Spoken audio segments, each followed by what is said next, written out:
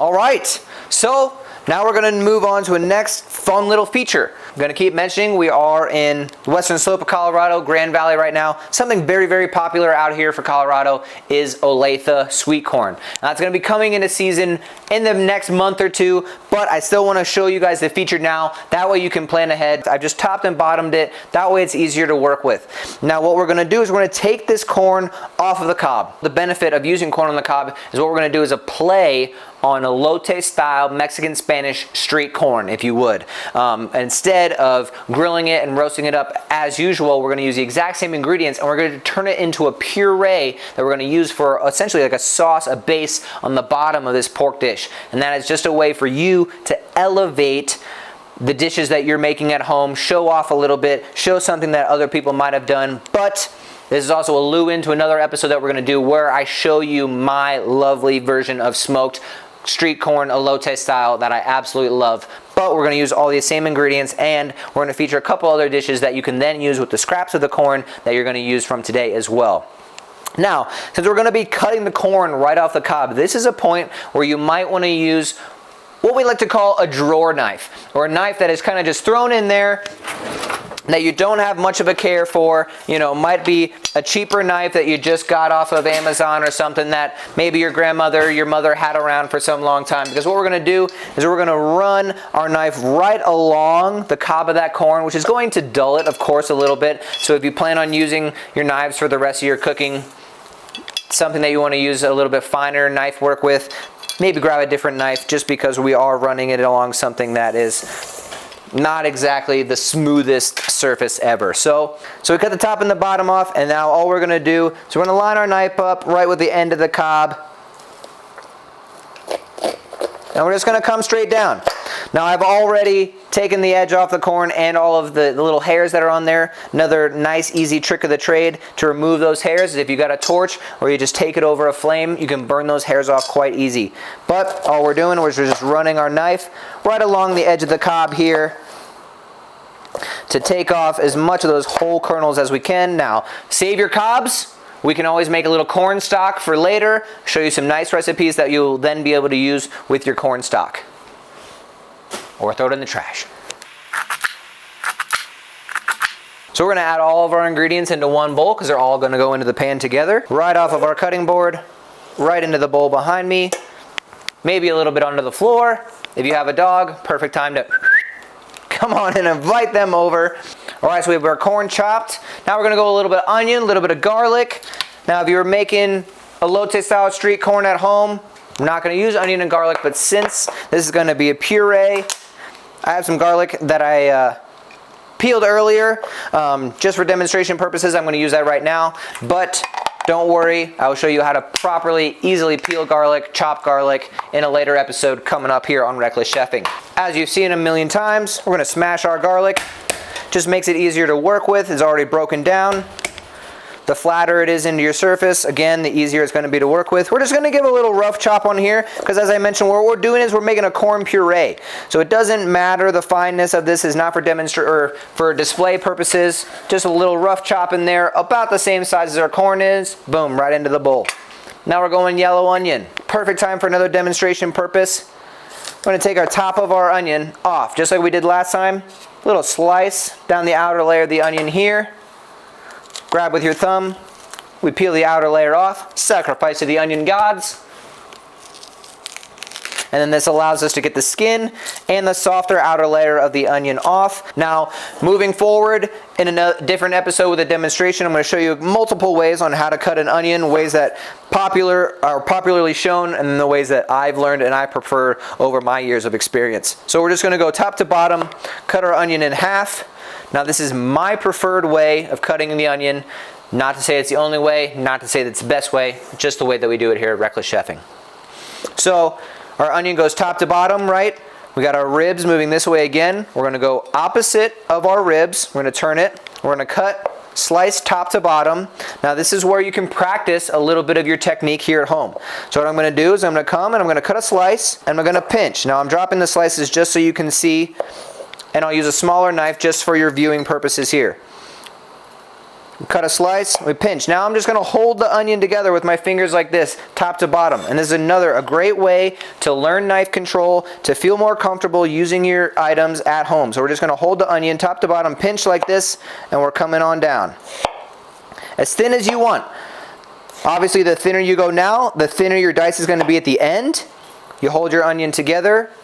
Now we're going to turn our onion opposite direction. As we mentioned earlier, onion has natural layers of separation. So instead of doing your 3 cuts, you only need to do that cut and now come along from the side. Same way as we did before with our julienne, and the onion, since it has those natural layers in there, is going to naturally separate and give us this nice small square dice. Coming top to bottom.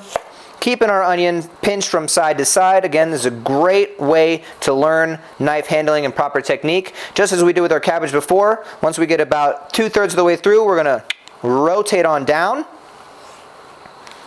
And then we're going to just come back on in again. Same angle, top to bottom. It's okay if some of the onion falls out from under you. Again, we are not cooking at a Michelin star restaurant. We do not need our cuts to be perfect. Anything that might have fallen off at the end here, then you just give it a rough chop.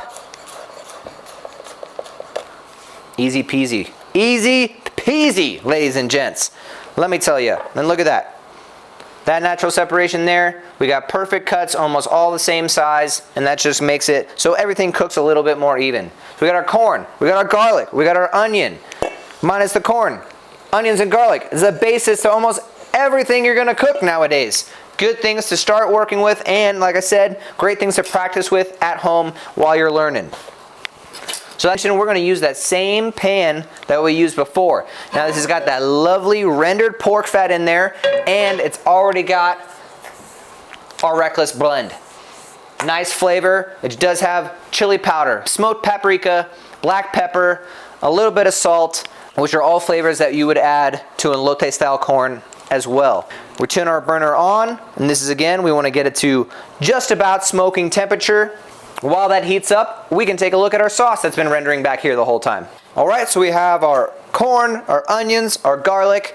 Again, if you're making Spanish Mexican style elote street corn, you're not going to have onion and garlic, but we want to add a little bit more flavor to our puree. We got our pan hot, nice and hot. It's getting there right before smoking point. Smoke them if you got them, folks. We're going to go on in. Oh yeah, hear that lovely sizzle.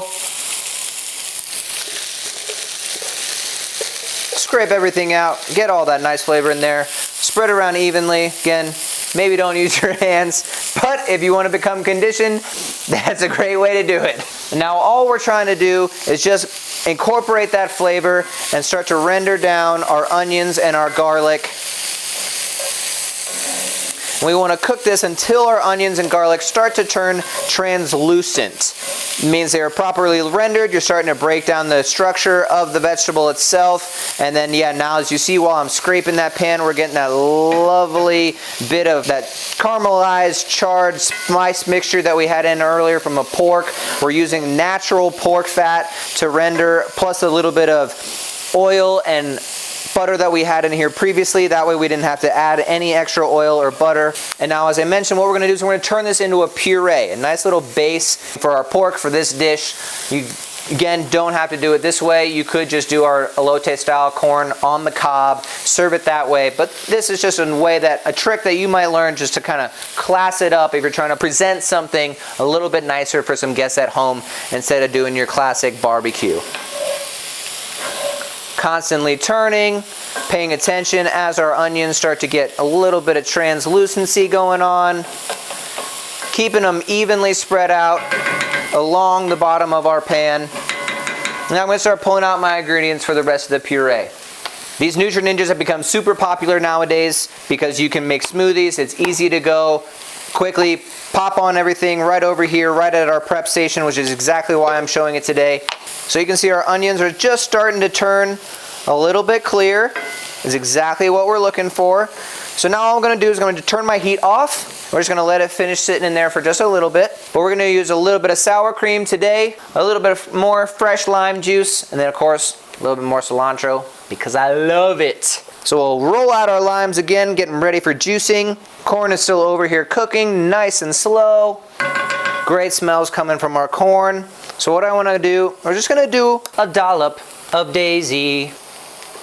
Just a little bit in there. Now, you can skip this stage. You're going light on dairy. You don't want to add any dairy to it. I like the richness, the creaminess this adds. We're just going to do a little bit of a dollop of daisy in there. And then we're going to go right for our lime juice, right into there. And I always, whether you're using a top blender or a blender like this where you're going to flip it over, I always like to put my liquids in first. That way they sit at the bottom and they create that natural separation from the blades. If you put your heavier items in first, like if we're going to put our corn or whatever your puree was going to be in there first, then you put your liquids in afterwards, you have to wait for all that liquid to trickle down to the bottom, and that's how you get like that stuck puree at the bottom, and it doesn't blend very well. But if you start with your liquid in first and keep your liquid as close to the blade as possible, then everything else will fall into the liquid and it'll give you a much easier way to puree and create a sauce of anything you're working with. Perfect time to showcase the cilantro stem. Take a little bit of this. Take our stems off. We're going to get nice lighter flavor, but this is great for the puree. We're just going to give it a nice rough chop there.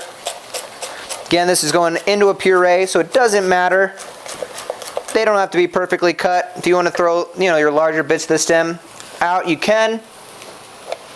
Scoop those on in there. This is going to give that nice, light, fresh, beautiful flavor. If you don't like cilantro, you're not a fan, you could always use just some fresh parsley, mint. A combo of parsley and mint in this dish would actually work really well. All right, so we stand still. You can see that liquid. It's going to cause nice separation in the bottom. Now we're going to scoop our corn. And then that is one of the benefits of these new handheld Nutra blenders, because you can bring the whole top over here with you. I mean, I guess you can really do that with any blender now that I think about it. But we can just scoop it right in here, right out of the pan. Our onions are nice and translucent. Oh, lovely smell, lovely flavor coming off of there. All right, we pop our top off.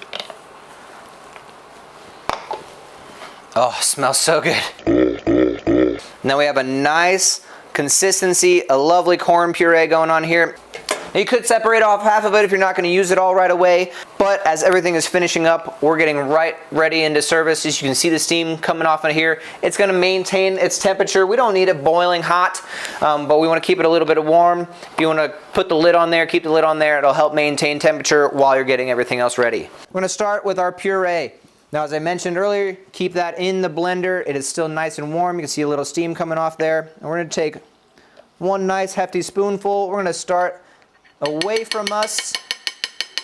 Get that nice spoonful going on. Maybe a little extra because this is delicious. Then we're going to use the edge of our spoon and we're just going to come and we're going to spread that on out. Easy enough, just the edge of a spoon.